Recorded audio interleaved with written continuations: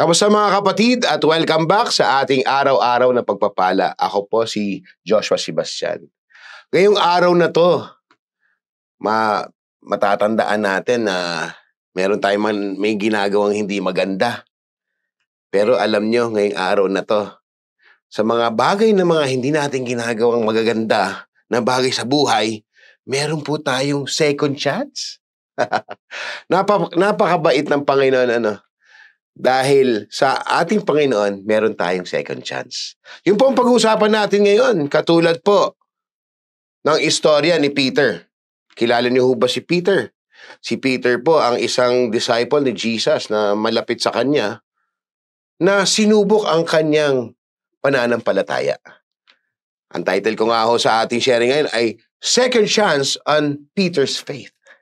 Mababasa po natin ito sa Matthew 14. Verse 22 to 33. Handa na ho ba kayo? Ating basahin. So verse 22. Immediately, Jesus made the disciples get into the boat and go ahead of him to the other side while he dismissed the crowd. After he had dismissed them, he went up on a mountainside by himself to pray. Later that night, he was there alone. And the boat was already considerably distanced from the land, fed by the waves, because the wind was against it. So ito po, ang storyang ito, galing na po si Jesus sa isang gathering, kasama yung mga disciples, sinabi niya sa mga disciples na mauna na kayo.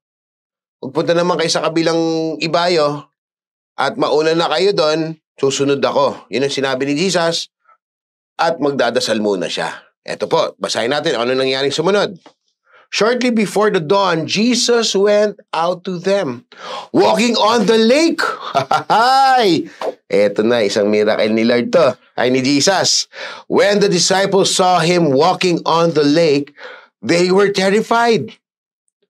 Naku po, unang-unang encounter po ito na naglalakad sa tubig si Jesus. So itong si Peter, nakita niya parang, guys, sino yung naglalakad doon sa may tubig?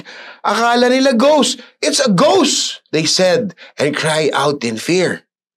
Wow. But Jesus immediately said to them, "Take courage, it is I. Don't be afraid." Ganda. So sinabi ni Jesus, huwag kayong matakot. Ako ito, si Jesus. Lord, if it's you. Parang may pagdududa pa. Eto, basahin natin. Lord, if it's you, Peter replied, tell me to come to you on the water. May challenge pa si Peter, Alam mo sabi ni Jesus, simpleng-simple. Come, he said. Ulitin ko yun. Yun yung sinabi ni Jesus lang. Come. Then Peter got down out of the boat, walked on the water, and came towards Jesus. Wow!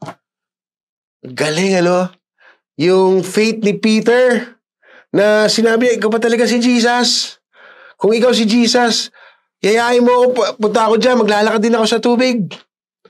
But when he saw the wind, he was afraid and beginning to sink. He cried out, Lord, save me! Nakaka-excite naman ito nangyari kay Peter. Nakapaglakad din pala siya sa tubig. Kaya lang, medyo na-intimidate siya. Tatakot nun. Siyempre, ikaw ba naman? Hindi mo pa alam na pwede pala gawin yun. Nung panahon na yun, nung pagka nandun si Jesus, natakot siya dun sa waves. Ang lakas siguro, siyempre. Ang lakas ng hangin nun at tubig. Immediately, Jesus reached out his hand and caught him. You of little faith, he said, why did you doubt? Ako po, parang nabash pa. So si Peter, naglakad ng gano'n. Gustong-gusto talaga niya malaman ko siya si Jesus. Sige, maglalakad ako sa tubig. Kaya lang sinabi na nga ni Jesus, come. Nagduda pa si Peter. Pero syempre, makikita natin sa storya, syempre may mga sitwasyon May waves, may hangin, kinabahan, lumubog. Kaya pag kinakabahan kayo, mga kapatid, lumulubog ka. Huwag kang kabahan, andyan si Jesus. Si Jesus ito. Tuloy natin. And when they climbed into the boat, the wind died down. Grabe yung mga... Kung kailan ka sumakay sa boat, doon na wala yung hangin. Grabe yung mga lesson dito, guys. Then those who were in the boat worshipped him, saying, "Truly you are the Son of God." Ha! Alam nyo, isa to sa mga favorite kong story eh. Yung story ni Peter, yung walking on water. Kasi po, makikita natin yung pananampalataya ng isang tao. Ganon din po tayo. Nakaka-relate ako dito eh. Kasi minsan, sa buhay natin, or madalas, malakas naman ang pananampalataya natin. Kaya lang paminsan-minsan, may mga harang sa daan. Kung hindi man daan, sa tubig. Nawawala din yung pananampalataya natin kung paminsan-minsan. Pero alam mo, ang pinaka nakita kong magandang sinabi dito ni Jesus, kung gusto mo maglakad sa tubig, alam mo sinabi niya, come. Sinabi lang niya yun. One word, come. Ganun ang pananampalataya natin kay Jesus. Isa lang. Jesus, gusto kong magpunta dyan. Gusto ko kitang makilala. Gusto kong gawin ito, gawin yan. Sa pamamagitan ninyo, come. Ang ganda, no? Talaga dapat ang faith natin ay kay Jesus lamang. Dito sa storyang ito, nagkaroon ng second chance si Peter. Dahil yung una niyang paglakad sa tubig ay medyo successful. Kaya lang, kinabahan, lumubog. Ang second chance niya ay hindi pa huli. Nagsama-sama pa rin sila dun sa bangka. Pero sinabihan siya ni Jesus na, you have little faith. Kaya tayo minsan, mga kapatid, yung pananampalataya natin, lalong-lalo na kay Jesus, patibayin natin. Ayusin natin. Patibayin natin ang ating buhay na may panalangin. Ang ating buhay na pagbabasa ng Biblia. Ang ating buhay na kaaya-aya sa harap ni Jesus.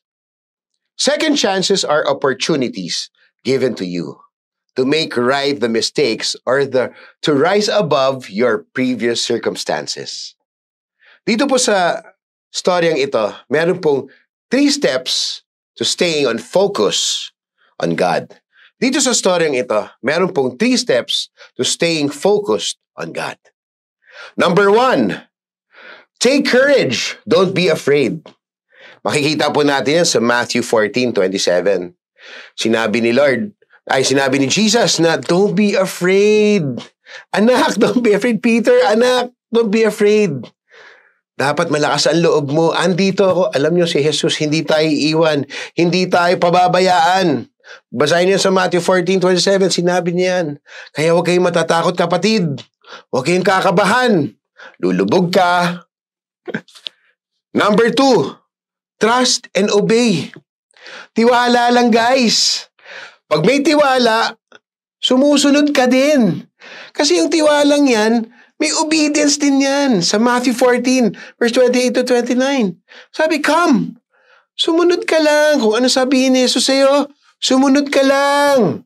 Kapatid, tiwala sa Panginoon, sa ating Jesus, ay ang importante sa ating buhay. Para ang buhay natin, kaaya-haya. Dahil si Jesus ang ating katiwa-tiwalang Diyos at tayo dapat sumunod sa Kanya. Number 3, focus on your faith. Yung pananampalataya mo kay Jesus. Focus lang, kapatid. Focus lang. Kung gusto mong gawin ito, kung gusto mong maglakad sa tubig, focus lang kay Jesus. Kung may mga alon na dumaan, may malakas na hangin na dumaan, focus lang. Alam nyo, ang gulo sa mundo, hindi mawawala. Ang distraction sa mundo, ang hangin at malakas na tubig sa buhay, hindi po yan mawawala. Andyan lang po yan sa paligid-ligid. Pero, ang maganda, keep your eyes on Jesus. Pag meron kang focus sa iyong pananampalataya, maayos ang iyong buhay. Just like the Apostle Peter, sometimes we will step out of the boat, then be overcome by fear. We will sink, but Jesus is right there to catch you. You might stumble, but you won't drown. Our response to Jesus Christ should be the same as the disciples. When we encounter Him, it should bring us to the place of worship. It should remind us of who we are and who He is. Tayo po'y manalangin. Lord, maraming salamat sa araw na ito at ang aming pananampalataya ay buong-buo para sa inyo, Lord.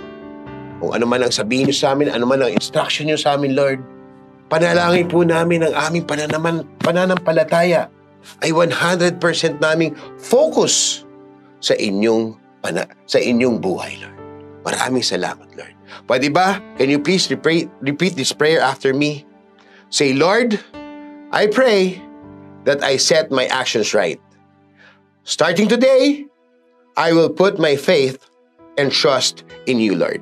And no matter what my situation I am in, I will be kind to myself with the help of the Holy Spirit. That only compassion and mercy flow to my life. May my personality show humility and love. Say, Jesus Christ, thank you for giving your life for me. Can you say, I love you, Lord? I love my family. Thank you for my life.